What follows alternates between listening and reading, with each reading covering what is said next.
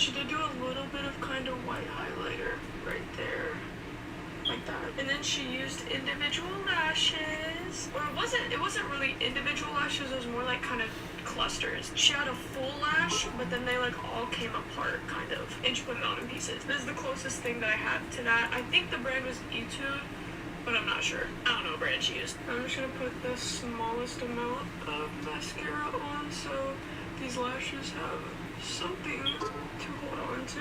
Then I'm going to just apply the clusters on my eye. I will say though, the lashes that she used weren't really like these. They were like individual, kind of like separated look, but they were so subtle. Like my cousins couldn't even tell that I had lashes on.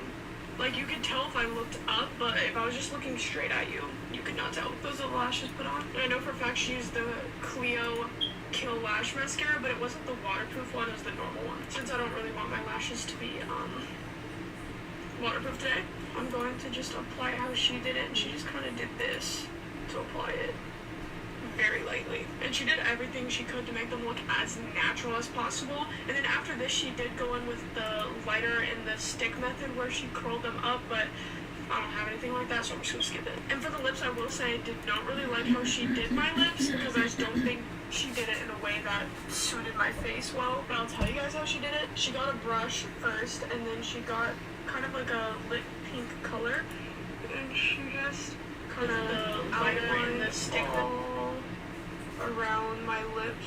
But she did it like way more outline than that, which I'm not gonna do because I feel like it was just too overlined. And she also did the same on the bottom, like that. And then she also kind of outlined it wasn't really individual lashes, which I'm not gonna do because I didn't think I would do it on me. But she basically outlined it to look like this shape, but she accentuated this area more, which I'm not gonna do. Now I'm gonna blend that out just a little bit. So Okay. Insane. Then I'm going to go in quickly with just kind of a base There's not. I don't want that. to work with her. Then she went like straight in with one of these lip things. How I you don't turn know it exactly so? what color she used, but this one is the AOU Glowy Tint Balm in 07. And then she kind of just applied it all over my lips. Jeez, it honestly might have been this color because this is looking so similar right now. Then I did ask her to darken it a little bit in the middle because I felt like the lips were just too light for me. So I'm going to do that a little bit, what she did. And then I also asked her to make it more glossy, so I'm just going to apply some gloss. She really focused kind of on the center while doing it. Then she went with blush. I went in with a liquid one actually, but I don't really own a liquid one, so I'm just going to go in with this Lily by Red one in shade 05. And by the way, this is always sold out in Korea. It is so popular. This specific shade, 05, the purple one, always sold out. But you guys had no idea how many Olive Youngs I had to go to get this. And this specific palette by Dazik was also always sold out. This one, it's the 04 Light Lavender palette.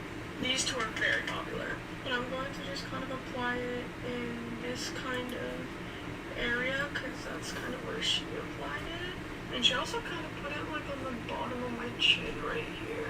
Then when she was done with all of that, the last step she did was she went in and concealed all of my blemishes. And she used a kind of like a pot concealer like this. And I'm just going to use this shade here.